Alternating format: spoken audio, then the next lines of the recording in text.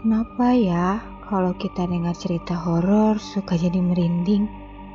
Apa iya hantunya hadir di sekitar kita? Tapi kan kita juga merinding kalau kedinginan.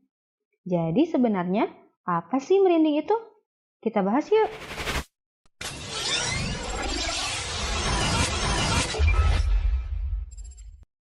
Merinding adalah istilah yang digunakan untuk kondisi di mana rambut-rambut halus pada permukaan kulit menjadi kaku dan berdiri untuk mempertebal lapisan rambut pada kulit. Mengapa hal ini bisa terjadi? Pada awalnya, otak akan menerima sinyal berupa suhu lingkungan yang turun, sedangkan manusia adalah makhluk yang harus mempertahankan suhu tubuhnya.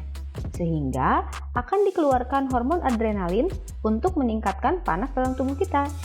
Caranya dengan meningkatkan frekuensi detak jantung, penyempitan pembuluh darah, dan juga merinding. Nah, hormon adrenalin ini tidak hanya dikeluarkan ketika kita kedinginan, tapi juga dikeluarkan ketika kita panik atau takut.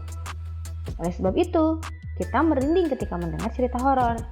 Jadi, bukan karena hantunya datang ya. Tapi kalian tahu nggak sih kalau sebenarnya mekanisme merinding sudah tidak lagi berefek untuk meningkatkan suhu tubuh pada manusia. Makanya ketika kita merasa sangat dingin, biasanya disertai dengan kontraksi otot-otot rangka sehingga muncul gerakan berulang yang kita kenal dengan menggigil. Kemudian, kita perlu bantuan jaket untuk menghangatkan tubuh. Lalu, jika tidak ada gunanya, mengapa kita merinding? Ini adalah refleks yang diwariskan oleh nenek moyang kita. Dikenal sebagai peninggalan evolusi, dari yang tadinya rambut halusnya banyak, sampai menjadi jarang seperti sekarang. Kalau bagi nenek moyang kita dulu sih, merinding ini penting sekali. Jadi, mereka nggak perlu jaket dan selimut kalau kedinginan.